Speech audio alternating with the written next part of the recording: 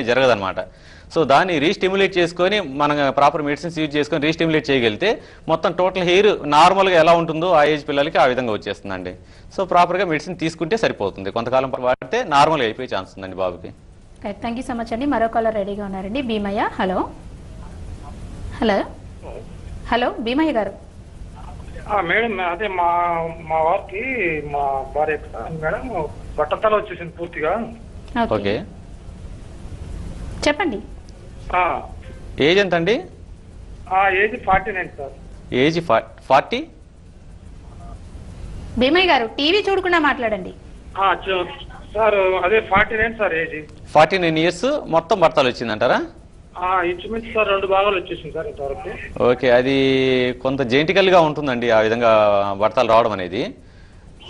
So ఒకసారి మేము allopathy మందులు కూడా వాడాం సార్. ఓకే, అయినా మరి అలోపతిలో నాకు తెలిసి ప్రత్యేకంగా హెయిర్ ఫాల్ ని కంట్రోల్ చేయడానికి కానీ ఆ తర్వాత ఈ బట్టల్ని ఆపడానికి కానీ ఏ మెడిసిన్స్ లేవండి.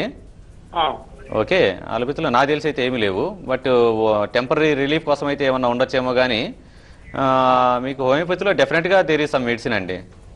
ప్రస్తుతం ఉన్న జరుగుతున్న హెయిర్ ఫాల్ అనేది దాన్ని ఆపచ్చు డెఫినెట్గా.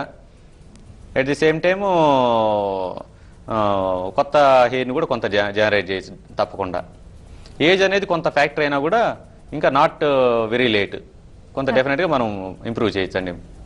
Right, thank you so much అండి. మరో కాలర్ రెడీగా ఉన్నారు. Srinivas from Vijayawada. Hello hello Srinivas garu. Hello hello, చెప్పండి అమ్మా. డాక్టర్ గారు నమస్కారం అండి. నమస్కారం అండి, చెప్పండి. సార్ నాకు లాస్ట్ 2 ఇయర్స్ నుంచి బాగా చుండ్రు ఉంది సార్, దానివల్ల హెయిర్ బాగా ఫాల్ అవుతుంది. చుండ్రు ఉందండి బాగా? ఓకే ఓకే, బాగా 2 ఇయర్స్ నుంచి హెయిర్ బాగా ఫాల్ అవుతుంది సార్. ఓకే ఓకే, 2 ఇయర్స్ నుంచి అండి. ఫాల్ అయిన చోట రీజనరేట్ కి ఛాన్సెస్ ఉంటాయి సార్. మీకు ఆ చుండ్రు వచ్చిన ఇన్ఫెక్షన్ వల్ల వచ్చిందండి. మెలిసిజా గ్లోబోజా అని చెప్పేసి బ్యాక్టీరియా ఉంటుంది. ఆ బ్యాక్టీరియా వల్ల మీకు డాండ్రఫ్ అని డెవలప్ అయింది అనమాట. అది ఇన్ఫెక్షన్, దాన్ని ఫ్యాటీ యాసిడ్స్ని తినుకుంటూ అది యాంటాసిడ్ ఫ్యాటీ యాసిడ్ రిలీజ్ చేస్తూ ఉంటుంది అనమాట. ఓలిక్ యాసిడ్ని రిలీజ్ చేస్తుంది అది. సో అది వచ్చేసి మీకు ఆ హెయిర్ లేయర్స్లోకి వెళ్ళిపోయి ఇన్ఫెక్షన్ క్రియేట్ చేస్తుంది. ఇన్ఫెక్షన్ క్రియేట్ చేసి ఆ ఫ్లేక్స్ అనేవి రేజ్ అవుతూ ఉంటాయి అనమాట. సో దాంతో ఆ హెయిర్ అనేది రూట్స్ అన్ని డ్యామేజ్ అయిపోయేసి సో వెంటనే హెయిర్ ఫాల్ అనేది జరుగుతూ వస్తుంటుంది. మీరు ఎంత తొందరగా ట్రీట్మెంట్ తీసుకోగలిగితే అంత తొందరగా తగ్గించచ్చండి పూర్తిగా. ఒక సెర్టైన్ స్టేజ్ వరకు ఆ హెయిర్ ఫాలికల్స్ని జనరేట్ చేసే దాని ఛాన్స్ ఉంది, కానీ మీరు 1-2 ఇయర్స్ అంటున్నారు కాబట్టి కాస్త కొంత టైం అయింది. అయినా సరే దేర్ ఇస్ నో ప్రాబ్లం. డెఫినెట్గా మీకు ఆ హెయిర్ అనేది రీజనరేట్ చేయొచ్చు. ఆ హెయిర్ ఫాలికల్స్ అలానే ఉంటాయి. మీకు హెయిర్ బాల్ హెడ్ కనిపించవచ్చు, ఆ తర్వాత స్కిన్ బాగా పల్స కనిపించచ్చు, హెయిర్ బాగా పల్స కనిపించచ్చు. కానీ ఒక్కసారి కానీ మీకు ఆ హెయిర్ ఇన్ఫెక్షన్ కండిషన్ కానీ తగ్గించగలిగితే డెఫినెట్గా మీ హెయిర్ నార్మల్గా వచ్చేస్తుంది, యాజ్ టీజ్గా వచ్చేస్తుంది. అంతకుముందు ఎలా ఉండేది అలానే వచ్చేస్తుందండి. Right, thank you so much అండి. మరో కాలర్ రెడీగా ఉన్నారు. Yellareddy. Hello hello, call cut అయినట్టుందండి. ప్రధానంగా చూసుకుంటే అంటే మనం ఇంట్లో ఎటువంటి కేర్ తీసుకోవాలి, ఎటువంటి ఫుడ్ తీసుకోవాలి, బయటకు వచ్చినప్పుడు ఎలాంటి కేర్ తీసుకుంటే ఈ డాండ్రఫ్ కానీ హెయిర్ ఫాలింగ్ కానీ అలాగే పింపుల్స్ కానీ ఇటువంటి వాటి నుంచి దూరం కావచ్చు అంటారు? కరెక్ట్గా చెప్పాలంటే most of the problems like 90 to 95% of the problems are lifestyle problems అండి. దానికి 90 to 95% మెడికల్ కండిషన్స్లో మనం పేషెంట్ డాక్టర్ దగ్గరకు వచ్చే కండిషన్స్లో మెడిసిన్ అనేది రిక్వైర్మెంట్ ఏం అవసరం ఉండదు. జస్ట్ మెయింటైనింగ్ కాల్స్ వల్ల ఇవన్నీ వస్తుంటాయి అనమాట. ప్రాపర్ డైట్ లేకపోవడం, విపరీతమైన స్ట్రెస్ ఫీల్ కావడం, ఆ తర్వాత ప్రాపర్ స్లీప్ లేకపోవడం, ఆ తర్వాత nutrition proper unbalanced diet use చేయడం.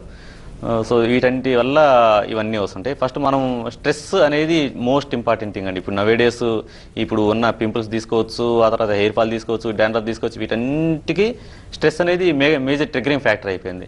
ఈ స్ట్రెస్ వల్ల విపరీతంగా అంటే వాళ్ళ లైఫ్లో ఏం జరుగుతుంది అనేది అన్సర్టైన్ కండిషన్స్ వల్ల ఈ స్ట్రెస్ అనేది ఎక్కువ డెవలప్ అవుతుంది. కొంత కావాలని ఇడియోసింక్రటిక్ కండిషన్స్, హైపర్ సెన్సిటివ్ పీపుల్ ఉంటారు, చిన్నదాన్ని పెద్దగా ఊహించేసుకునేసి బాధపడిపోతుంటారు అనమాట.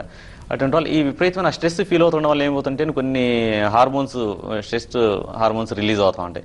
ఆ హార్మోన్స్ మామూలుగా ఫైట్ అండ్ ఫ్లైట్ కండిషన్స్లో ఉపయోగపడతాయి కానీ మంచిది, కానీ ఇటువంటి కండిషన్స్లో అది కాన్స్టాంట్గా ఎక్కువ రిలీజ్ అవుతుండడం వల్ల అది బాడీని డ్యామేజ్ చేసే హార్మోన్స్ రిలీజ్ చేస్తూ ఉంటాయి అనమాట. ఆ తర్వాత ప్రాపర్ ఫస్ట్ మన most important thing proper sleep అనేది మోస్ట్ ఇంపార్టెంట్ అండి. ఓకే, మీకు సింపుల్ లాంగ్వేజ్లో చెప్పాలంటే మనం ఒక సూపర్ మార్కెట్ వెళ్తాం, మనకే ఒక సూపర్ మార్కెట్ ఉంది అనుకోండి, అది మార్నింగ్ టు ఈవినింగ్ ఫంక్షనల్గా ఉంటుంది, ఆపరేషన్లో ఉంటుంది. సో దాంతో ఏంటి అందరూ వస్తూ ఉంటారు, తీసుకుంటూ వెళ్ళిపోతూ ఉంటారు, ఎక్కడెక్కడన్నీ కింద పడిపోవడము లేదంటే తగ్గిపోవడం అయిపోవడం జరుగుతుంటుంది, డిజార్డర్లు అయిపోతుంది నైట్ అయ్యేసరికి. ఓకే, అదే మనం కంటిన్యూషన్ అలానే చేసామంటే నెక్స్ట్ డే మార్నింగ్ వరకు ఏమవుతుంది, డిజార్డర్ అలానే ఉంటుంది, ఇంకొంచెం డిజార్డర్ అవుతుంది.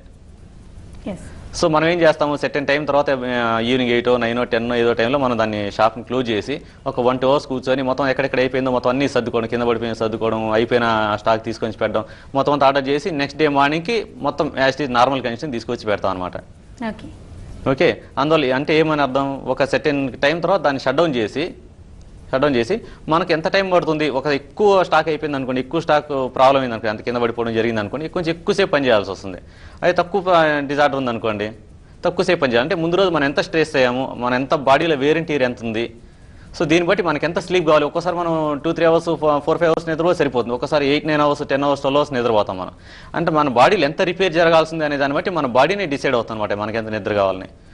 ఓకే, సో మనం ప్రాపర్ స్లీప్ అనేది మోస్ట్ ఇంపార్టెంట్. మనం ఇన్సఫిషియెంట్ స్లీప్ మీద మనం తిరుగుతున్నాం అనుకోండి, అది ఓవర్ పీరియడ్ ఆఫ్ టైం అది అక్యూములేట్ అవుతూ ఉంటుంది అనమాట బాడీలో. సో ఈ బాడీ రిపేరింగ్ హార్మోన్స్ అన్ని ఆ టైంలో రిలీజ్ అవుతాయి. ఓకే, అదొకటి. బ్యాలెన్స్ డైట్ గురించి చెప్పుకుంటూ వచ్చాను మీకు. సో ప్రాపర్ డైట్ ఇప్పుడు మనకు ఇండియాలో ఉండేది క్రానిక్ మాల్ న్యూట్రిషన్ అంటామండి. అదే మనం ఆఫ్రికా కంట్రీస్లో చూసామనుకోండి అక్యూట్ మాల్ న్యూట్రిషన్, వాళ్ళకి అసలు ఫుడ్డే ఉండదు. అక్యూట్ మాల్ న్యూట్రిషన్ మనకు కనిపిస్తూ ఉంటుంది, చనిపోతూ ఉంటారు కూడాను సివియర్ అయినప్పుడు.